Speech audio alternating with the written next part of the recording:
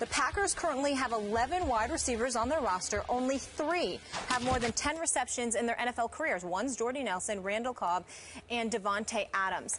How much pressure is on Aaron Rodgers, Skip?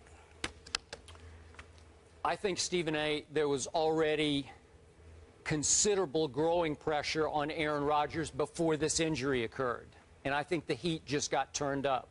Now, I'm going to harken back to that NFC Championship game at Seattle.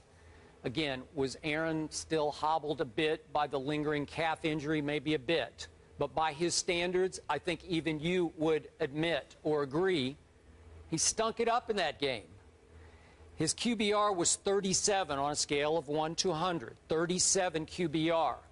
And they were in fairly commanding position to close that deal and get to the Super Bowl in the second half. Aaron Rodgers was not Aaron Rodgers. So the carryover that was creating pressure already on a guy, and I'm going to bring this up again because it's germane today. It's applicable. Aaron Rodgers, since he won that Super Bowl way back when, is 2-4 in the postseason. Now think about that. You can shake it off all you want about that bad man, but 2-4 is just bad. For a quarterback of this stature, this is sort of the flip side of Andrew Luck, who we've prematurely coronated. And now maybe we kind of prematurely coronated Aaron once he won his Super Bowl. And all of a sudden, since then, he's 2-4. And he very well should have been 1-4 because my Dallas Cowboys won the game. Because clearly, as everybody in the world knows, that was a catch. Everybody knows it, Stephen A. So, again, could Aaron Rodgers have come back and won that game? Maybe he could have. But he was really limpy that game. And I think my Cowboys would have closed that deal and gone on to Seattle and beaten Seattle up there as they already had in the regular season. And then who knows what would have happened in the Super Bowl. That would have made Aaron Rodgers 1-4 since his long-ago Super Bowl. So I'm starting to wonder, because we always debate this, Tom Brady versus Aaron Rodgers, all of a sudden, now the playing field's level between those two. For the first time, Aaron Rodgers has receivers sort of on par with Brady's receivers. Tom Brady's never had that one wideout, except, of course, for Randy Moss, 07, 08, 09.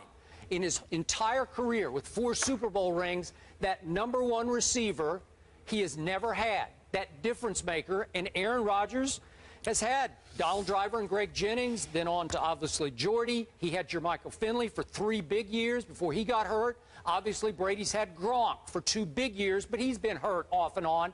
2 full years of Gronk, though, has been spectacular. So, in the end, Tom Brady wins Super Bowl MVP throwing to a 7th-round draft choice who used to be a college quarterback in Julian Edelman, and to little Danny Amendola, an undrafted free agent. Are you kidding me? That's all you got? So now Aaron Rodgers is going to find out how Tom Brady has been living and thriving in Foxborough because he doesn't have his #1 receiver anymore. Well, if Aaron Rodgers dipped and dunked the way Tom Brady does most of the time, it wouldn't be that much of a challenge anyway. It ain't that hard to do. Maybe he better. Let's see if he can. Number one, don't interrupt me. I'm talking. Yeah. Number 2, and more importantly, one of the things that I think that you continuously are just ridiculous about is this. Skip Bayless, I never recalled you comparing Mike McCarthy to Bill Belichick. I mean, that's who Tom Brady has had at his disposal. Now, listen, I like McCarthy, and I respect him, and he's a Super Bowl champion as a coach, okay? But the flip side to it is that he gave up offensive play calling duties, all right? He, got rid of the special teams coach, got rid of the dude that couldn't hold on to the onside kick and all of this other stuff. I mean, you got all of that stuff going on. There were changes that took place within their coaching staff. The infrastructure of the Green Bay Packers is not nearly as consistent as that of the New England Patriots. When you also look at Aaron Rodgers, this was his #1 weapon. Jordy Nelson has improved every season over the last 7 years. I mean, if you look at it, the 43 touchdowns over his last 3 or 4 seasons is like 3rd behind Rob Gronkowski, and I forgot who else there was. But when you look at that and you look at the fact that he had 7 touchdowns last year for 40-plus yards, which led the NFL, this is your #1 primary threat at receiver. That's a lot to lose. Randall Cobb can pick up some of the slack, but you're going to need other guys like Devontae Adams and others to pick up the slack as well. They're going to have to get open. All I'm willing to say about Aaron Rodgers is what I have continuously said. he's a bad man. And if you get open, Aaron Rodgers will get you the ball. It doesn't have to be for a second or two. It could be for a split second. You get open, Aaron Rodgers is going to get you the ball because I believe he's the best pure passer in all of football. And I believe before all is said and done, he will go down as arguably the greatest ever. He's that lethal. He's that big time. He's that pure, that gifted as a quarterback in the National Football League. This is what I believe about him. But he can't do it by himself. He's the quarterback, but receivers got to get open and catch the daggone ball when he throws it to them. You understand? Because if he's not doing that, then it's going to be a problem. I can assure you that when you're looking at him and where he's supposed to put the ball, if dudes are open, watch him find them. There's none better than him at that. Which brings me back to how we opened the show yesterday. And I must admit to you, we've been working together for what? We going on like 15 years? It's 3 years. What's that? 3 years. No, I mean overall. 3 years on the show. But going back, all the way back to some other network where we first started, right? Okay, 15 plus about years. 15 years. Wow. In all the time I've been with you, I think I always kid you that I feel like I know you better than you know yourself. But I usually am correct in anticipating which way you will go with the question. I'm guessing, but I'm usually correct in anticipating. Yesterday, you threw me the biggest curve you have ever thrown me. We did scale of 1 to 10 trouble. How much trouble are the Packers in without Jordy Nelson? And I thought you might say 1 because you just say he's a bad man. It just doesn't matter.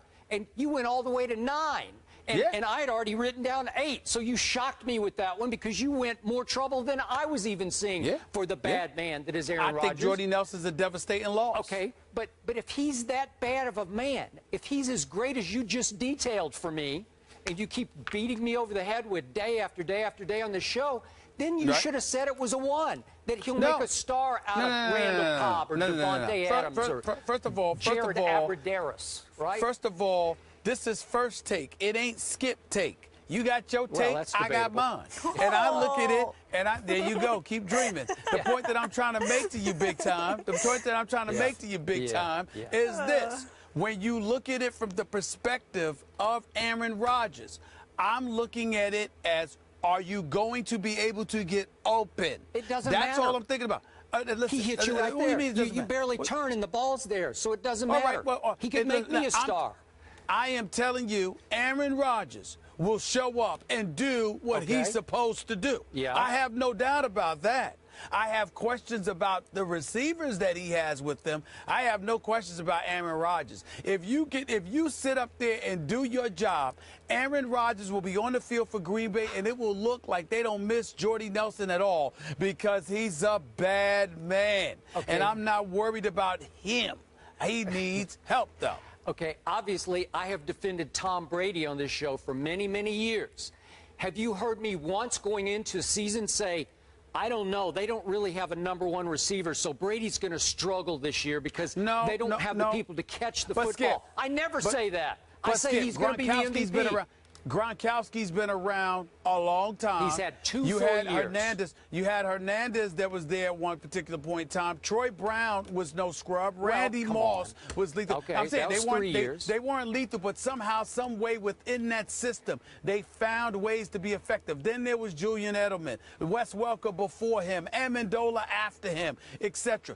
Guys played their role, fit into a system adroitly, which is why Bill Belichick is raved about as much as he's raved about, because they find a system. Matt Castle won 11 games. Without Tom Brady, Matt Castle, we ain't heard from him since. But that year that Tom Brady went out in week 1, he played for Bill Belichick in New England and won 11 games. And at that particular moment in time, we asked ourselves, how much of a beneficiary was Tom Brady from the New England Patriots system? Because we talked so much about him, but when Matt Castle won those 11 games, even though they didn't make the playoffs, he won those 11 games, and we said it could be the system. All I'm saying to you is you can't ignore that. Okay, remember, Matt Castle was coached that year by one Tom Brady. And back to your Belichick point, does Belichick coach offense? No, he does not. He's defensive oriented. Well, they had Charlie Weiss, and then after that they had they had a parade. Josh McDaniels was there, and then he came back. Obviously, Bill O'Brien was there. We can go on and on. But he's had a parade because the constant is 12, number 12.